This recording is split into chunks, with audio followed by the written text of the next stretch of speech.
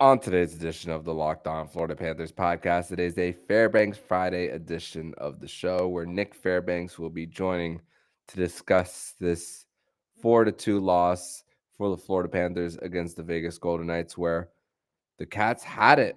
They had a chance to win this game, but silly little mental mistakes caused the Panthers to get 0 points out of this one. We're going to discuss this, and we're going to ask who is to blame for this loss for the Cats, all on today's edition of the Locked On Florida Panthers podcast. Your Locked On Panthers, your daily podcast on the Florida Panthers. Part of the Locked On Podcast Network, your team every day.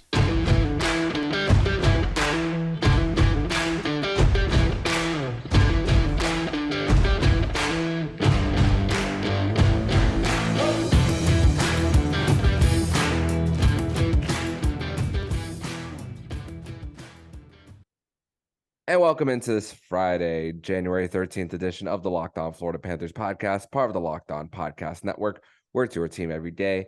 Thank you for making the Locked On Florida Panthers podcast your first listen of the day. I'm Armando Velez, and you can follow me on Twitter at MondoMan12. Follow the show account on Twitter at LO_FLA Panthers. Don't forget to also subscribe to the other shows on the Locked On NHL network, including Locked On NHL, Locked On Fantasy Hockey with Flip Livingstone and Steve Roden, and Locked On NHL Prospects with Heidi Halakash. So the Cats, this game against the Vegas Golden Knights, where the Panthers, they look like the better team for maybe like 40 to 45 minutes of the game. And the Panthers just flat out collapsed. And you see 3 goals given up by Sergei Bobrovsky when you see the box score. But you can't, this is a game where you just can't pin it on the goaltender at all. It's just a whole bunch of different types of lapses for the Panthers. Even when they were up by a lead of 1-0, happened with 2-1 as well. And the inability to capitalize and extend the lead was really what ultimately caused the Panthers this one in their 4-2 loss against the Vegas Golden Knights, and still 5 trips to Vegas, 0 wins for the Florida Panthers. And this will be a great time for me to bring in my guest hosts on this Friday edition of the Locked On Florida Panthers podcast. It is a Fairbanks Friday edition of the show. Nick, welcome back to the show, and thank you for staying up for me with me. Unfortunately, you are staying up for a loss on this one. It's no problem. It's always a pleasure to see the Vegas Golden Knights and their in-game presentation. And just seeing, what the West looks like this year, the cream of the crop. We thought we were going to see that with Colorado, but I think Colorado has a little bit of that cup, dry run going on right now where they're trying to figure it out and get healthy. But it was just minor, turnovers, minor, things that the Panthers did shot themselves in the foot tonight. Yeah, and it's funny you mentioned Colorado about cream of the crop, and they lost to Chicago on the road tonight. And Chicago has more than only 11 wins on the year, and they have more 3-game winning streaks than the Panthers do. I believe that's their second one of the season. Yep. And it's just overall frustrating when it comes to the Panthers always having a chance to just not create some separation, but to creep up back into the playoff race. And losses like these just continue to hold themselves back. And listen, it wasn't, the Panthers weren't off to the best of starts in this one, despite taking a 1-0 lead for the Panthers. It was, even though it was 2:02 into the hockey game. Ekblad not finishing on a breakaway opportunity, and then Nick Cousins is there to clean it up. But even after that goal, the Vegas Golden Knights were consistently creating so many chances on the forecheck, which the Florida Panthers ultimately adjusted to, especially with them getting their chances on the forecheck as well, which was mostly created by the fourth line in this one of Colin White, Ryan Lomberg, Giovanni Smith. But even then, there you saw a little bit of stretches of Vegas creating their chances, but Florida adjusted, and even then, just a silly mistake in their own zone in the second period by Brandon Montour and Alexander Barkov that caused this game to be tied at 1, and these silly mistakes that they continue to have, especially in their own zone.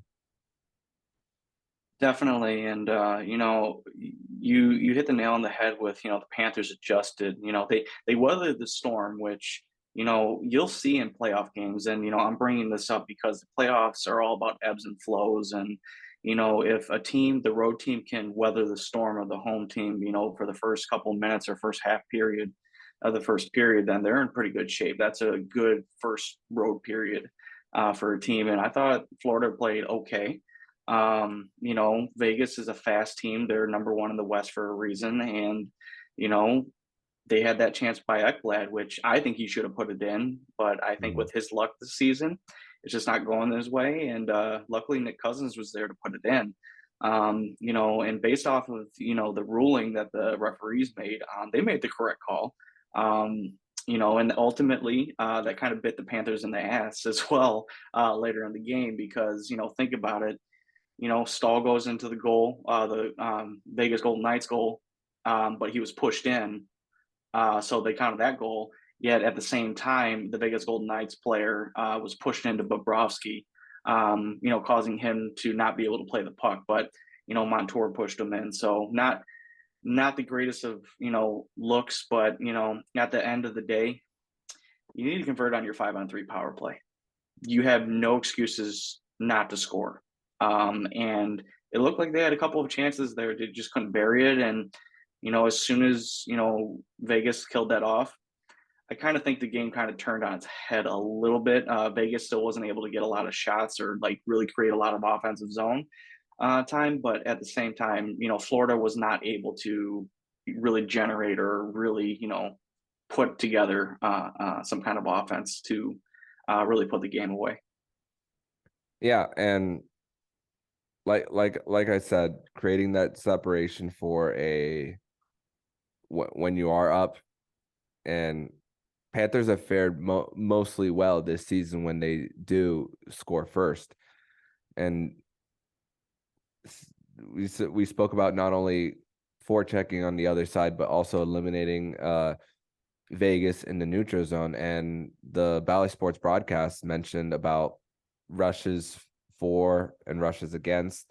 For the most part, the Florida Panthers have did a good job for the majority of the game, eliminating that from Vegas. I mean, how many shots on goal did Jack Eichel finish with when he scored that goal to tie it at 2? It was his 9th of the game, and there was a situation where he finished with 10. So there was a situation where he was taking multiple hacks at Sergei Bobrovsky as well.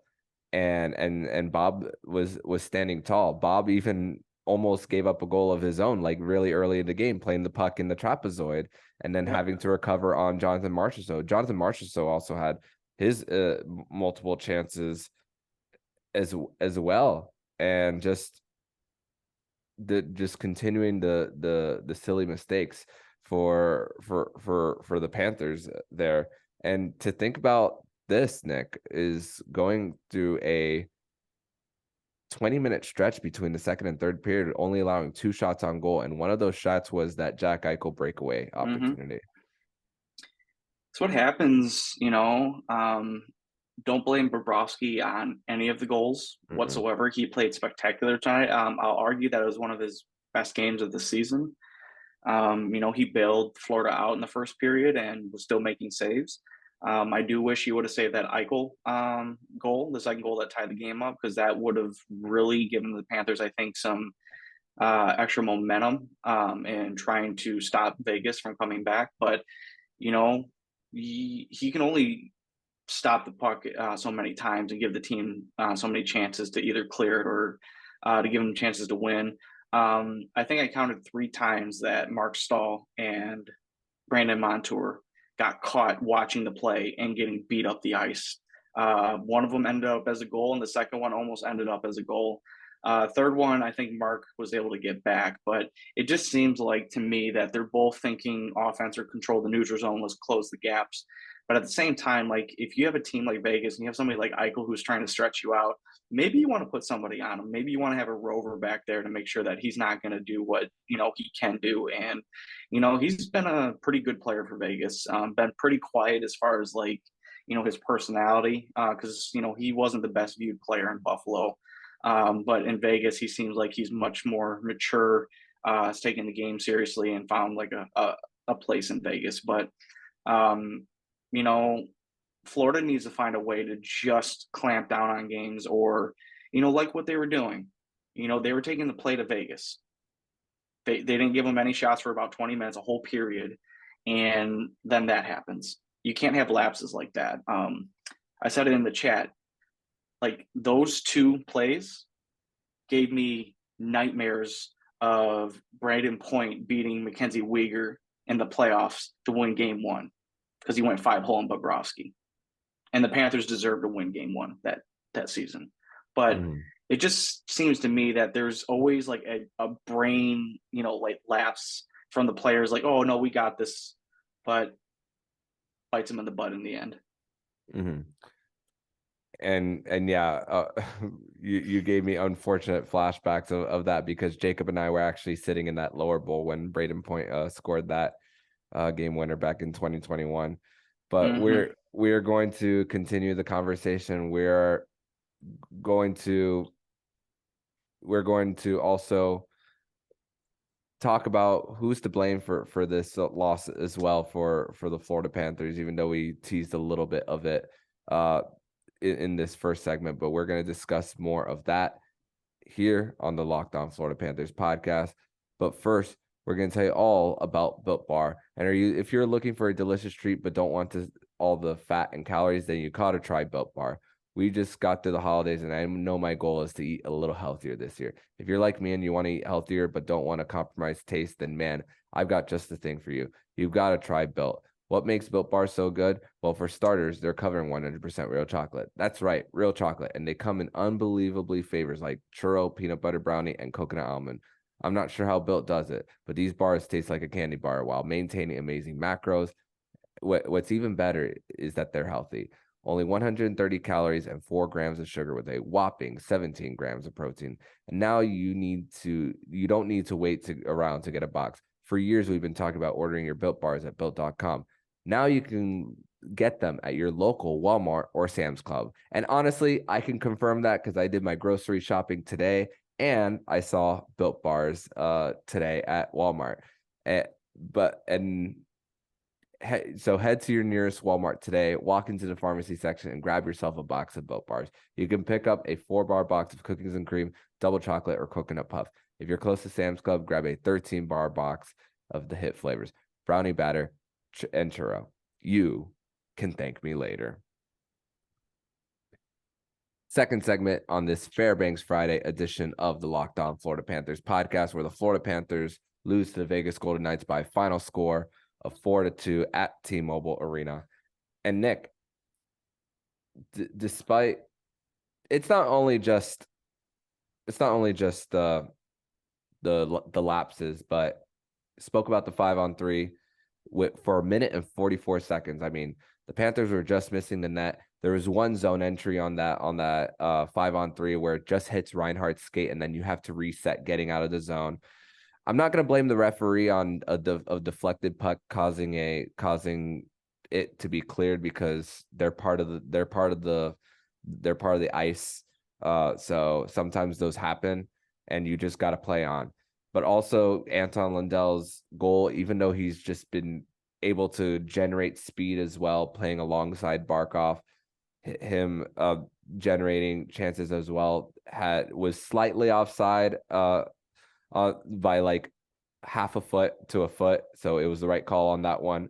And Aiden Hill got a little bit of a break when he went low. Anton Lundell went high, and there is, you said in our chat as well, where that Aiden Hill was starting to look a little shaky, really as the middle of the game was going. So just unfortunate with the offside, and of course the 5-on-3 for the Panthers, it just not generating enough chances there.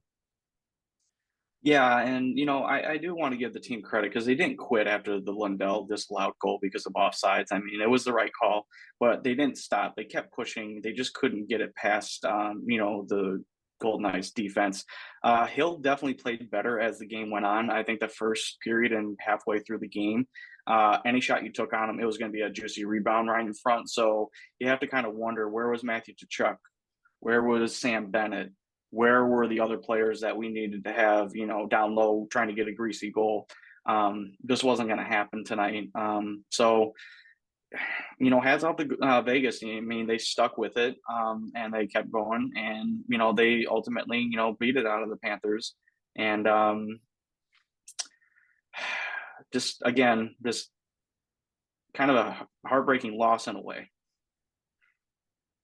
Would you consider this the worst loss of the season? I know this is fresh. No, definitely not. I think with the way the team played for most of this game, I think you can be encouraged by some of it. But the problem is that we've seen flashes of this, and it's inconsistency. I think Paul Maurice's favorite word right now by reporters is consistency, or the other way, inconsistency, because this team, they're either hot or they're very cold. There's no in between. It's they're on or they're off.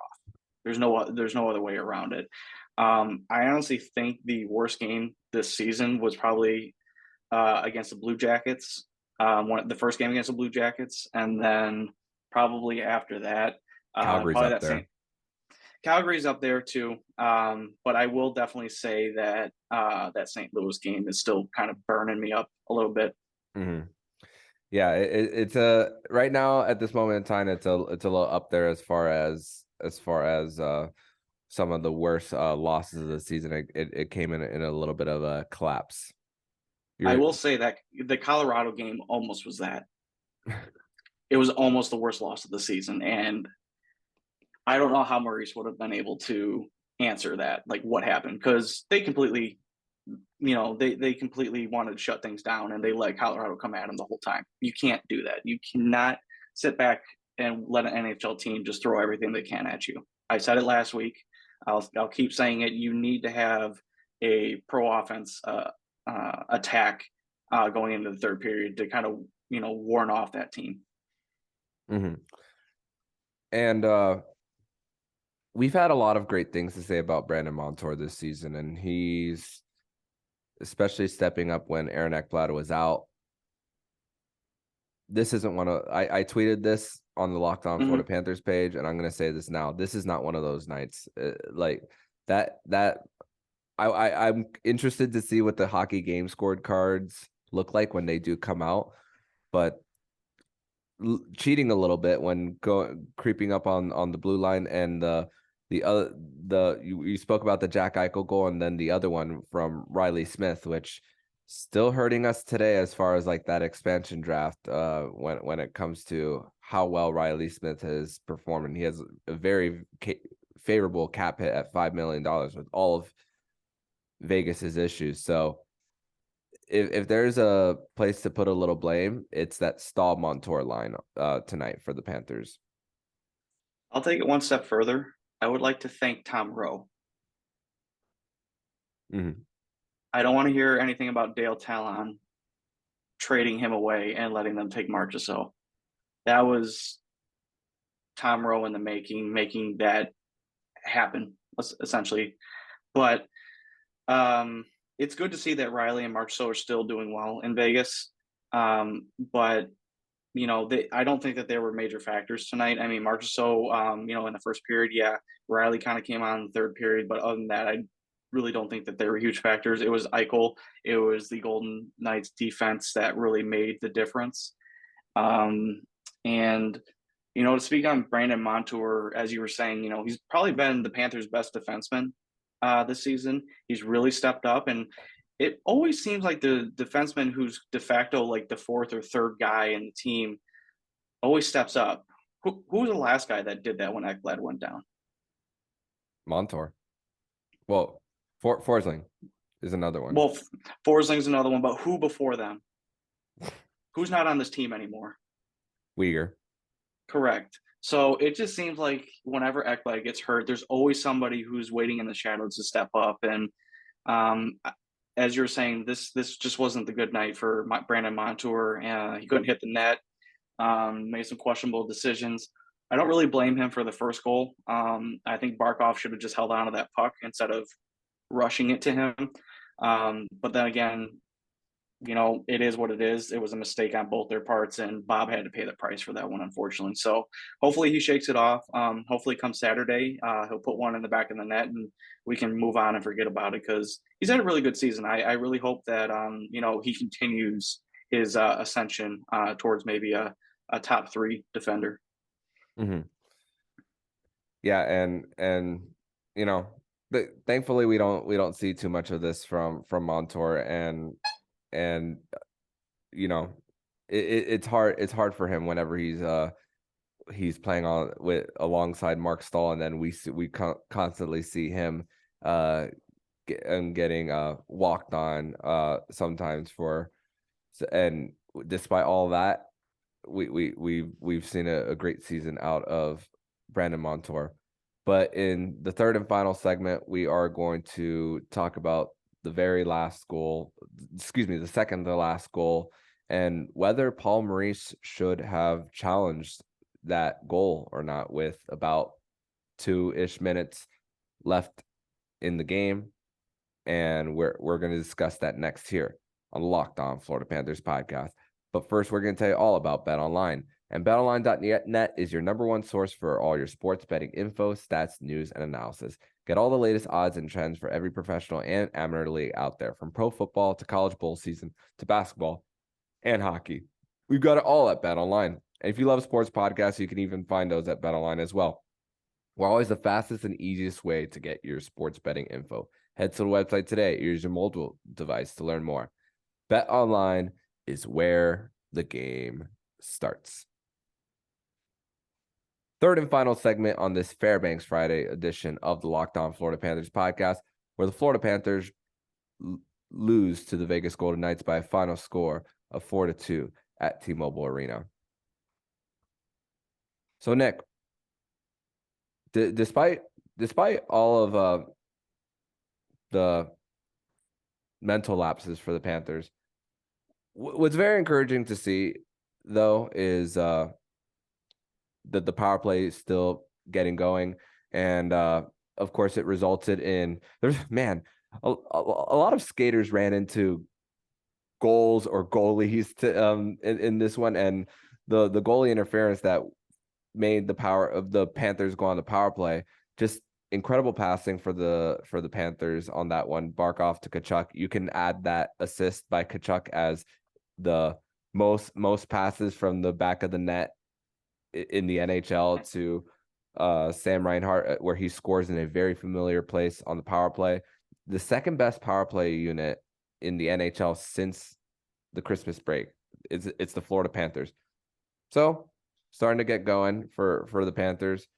It hurts coming off of a loss, that this part of your game plays so well, but still this part of the game is holding you back as far as the inconsistencies, as you put it, with what Paul Maurice has spoken about. But let's just talk about that third goal by Vegas. Carrier crashes into the net, and just when you think about time and place during a game, when it's a situation where a call might stand as well. Brandon Montour, whether it was side to side or what, I froze it, the play. And Randy Moeller is, I disagree with what Randy Moeller said on the broadcast. Not many times that I do. He saw it as side to side. I saw Brandon Montour beat by a little bit of a hair. He saw a little bit of numbers, which caused Carrier to go into Bobrovsky and then puck going into the net. And had that not happened, Bobrovsky makes another save. And you know what? Even if the Panthers lose, you might have come out with at least 1 point because there was still time in this one. But there's also the challenge by Paul Maurice. The chance to be down a man if you don't. I think this is a situation where you just have to take the L on that one and try to get the extra skater, because the difference between your opportunity to get 6 on 5 Mhm. versus a power play while you're down, being on the penalty kill while you're down. What do you think of not only the play, but Paul Maurice deciding to challenge? So I have two thoughts on this. First is I think he's damned if he does and damned if he doesn't. Fair. He's got to make a decision, and unfortunately, I think he's been mediocre at best. Making these challenges, because there's been some times where somebody will score a goal, he'll challenge it, it'll stand, and then guess what? Florida's got to go on the PK. I think that's happened 2 or 3 times this season, much more often than I would like. But so there's that because people will crucify him if he didn't challenge it. Let's be honest. Yeah, you're right. So you have that, and then the other point I want to make is, who is their video coach right now? Because that is the person that's basically telling him, like, listen, yes, there is clear indication that there was goaltender interference. No, Montour didn't push him in. The guy had a chance to stop. This should be easy, no goal. So whatever information he's being fed might not be the best, or maybe it is on Maurice. Maybe he's just making a gut decision saying, oh, no, that's goaltender interference, and we're going to challenge it. So there was a no-win situation there for him, unfortunately. And I'm not trying to make a scapegoat or any excuses, but at the same time, it was a tight game. He was trying to get the game, back to, it being tied, but it just wasn't in the cards tonight. Yeah. As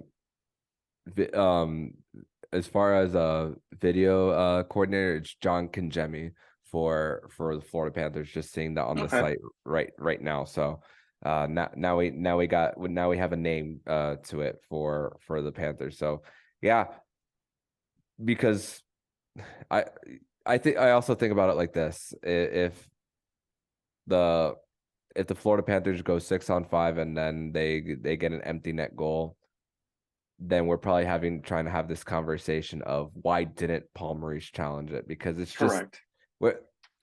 And you know what,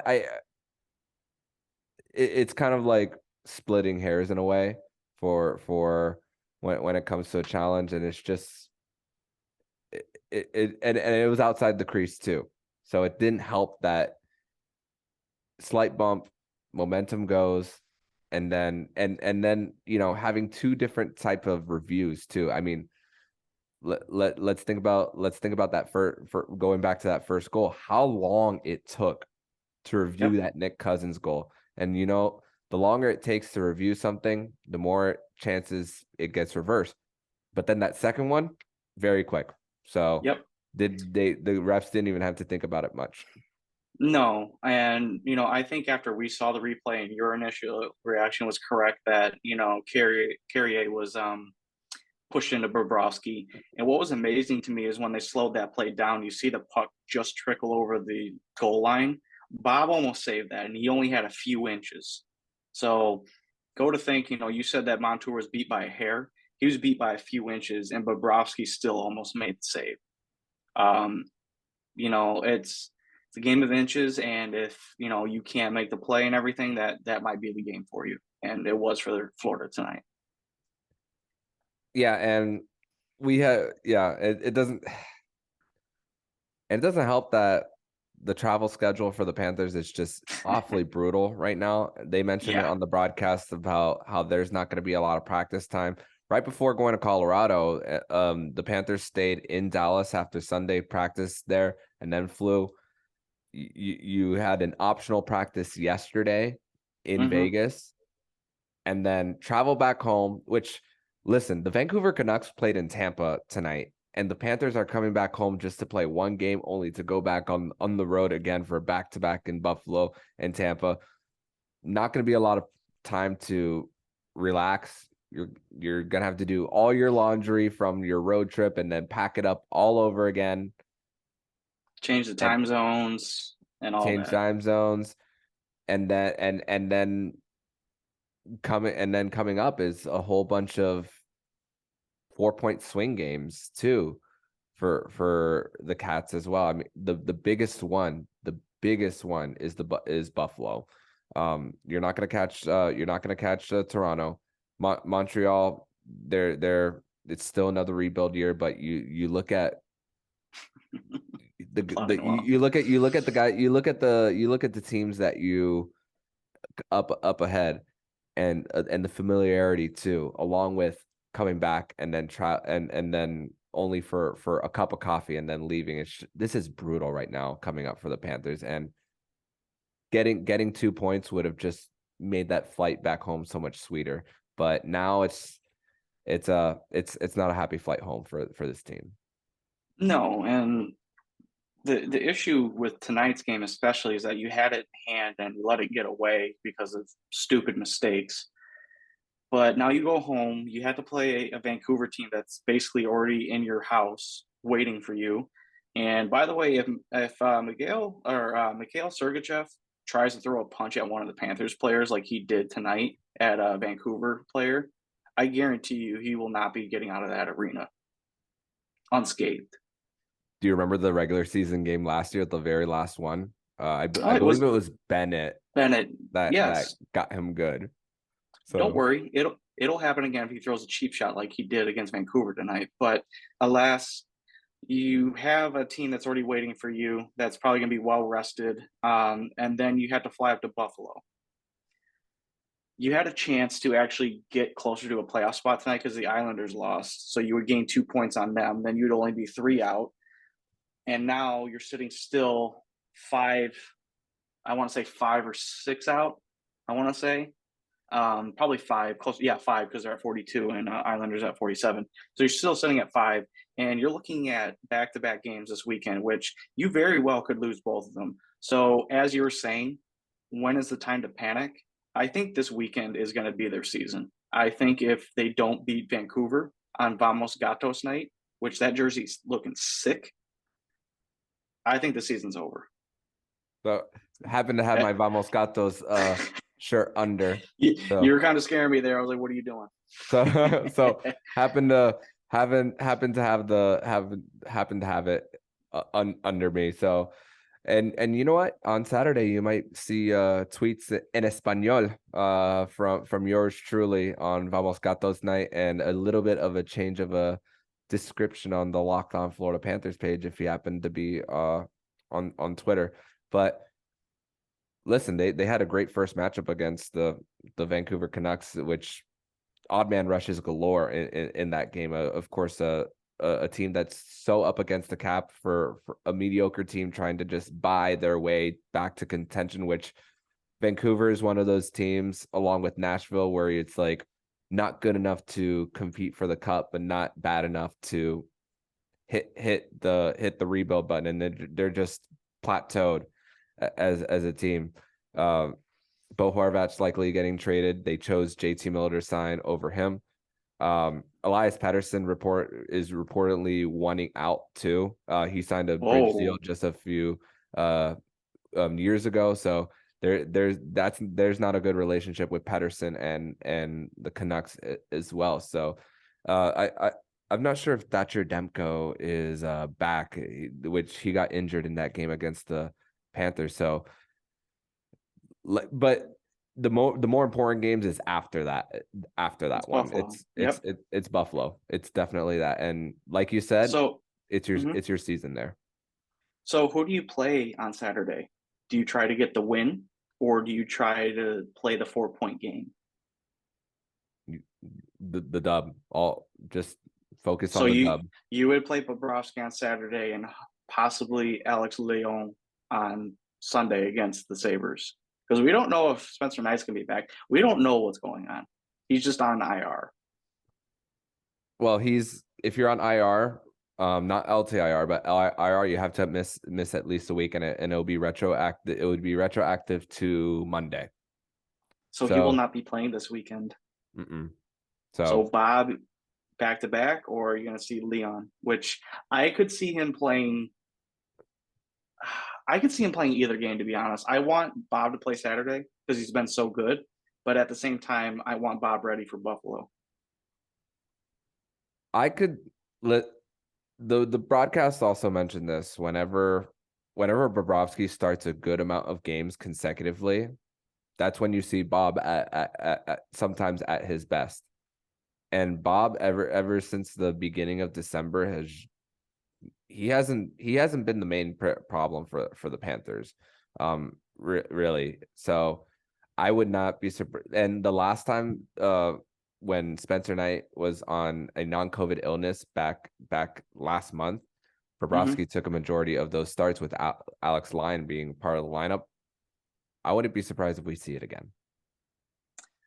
Like we said, it's their season this weekend, and you got to play your $10 million man and see if he can pick up 2 big W's for you. Because then, if he does, and the Islanders continue to kind of just piddle paddle there, you could still find yourself in a good position. But you got to beat the teams that are below you and just ahead of you to get back into this race. So it'll be a big weekend, and it'll tell us a lot about what this Panthers team is made of this season. Yeah, and the Islanders are now out of a playoff spot, which the Penguins have jumped them now when they beat Vancouver on Tuesday. So now it's still officially 6 points back, and Pittsburgh does have 3 games in hand on the Panthers. So that's another team to look after, and it doesn't get easier. Just win on Saturday, and then we prepare for this back-to-back on Monday and Tuesday. But Nick, I want to thank you once again for joining me on this Fairbanks Friday edition of the Locked On Florida Panthers podcast. Thank you once again for staying up with me. And as I look at my clock, it is 1:59 a.m. on a Friday morning. So thank you once again for joining me. I know we're gonna definitely get some sleep after this. So tell everybody where they can follow you online. Armando, thanks for having me on, and thanks for staying up with me and also all the Panthers fans that were able to witness this game. So, but if anybody wants to follow me, I am at Prudentia0 on Twitter, and hoping to be back next Thursday. Hopefully, we got some better news, and hopefully, this team's in much better shape going forward. Yep, and next Thursday night it'll be the game against Montreal, the final game of that 3-game road trip in the Atlantic Division, and no more of these late night recordings for us. So thank you once again, and I'll see you next week. See you next week, Armando. And if you like what you're hearing, please subscribe to the podcast so you'll be notified every single time the Locked On Florida Panthers podcast jumps into your podcast feed. Make sure to subscribe to all the other shows on the Locked On NHL network, including Locked On NHL, Locked On Fantasy Hockey with Flip Livingstone and Stu Roden, and Locked On NHL Prospects with Heidi Halakash. Thank you for making the Locked On Florida Panthers podcast your first listen of the day. And for your second listen of the day, make sure to listen to today's episode of Locked On Sports Today. Locked On Sports Today gives you a Monday through Friday podcast, 20 minutes a day, talking about the entirety of the sports scene, bring in the local experts. Subscribe to Locked On Sports Today on the Odyssey app, YouTube, or wherever you get podcasts. So I'm Armando Velez with Nick Fairbanks, and you've been listening to the Locked On Florida Panthers podcast, part of the Locked On Podcast Network, where it's your team every day.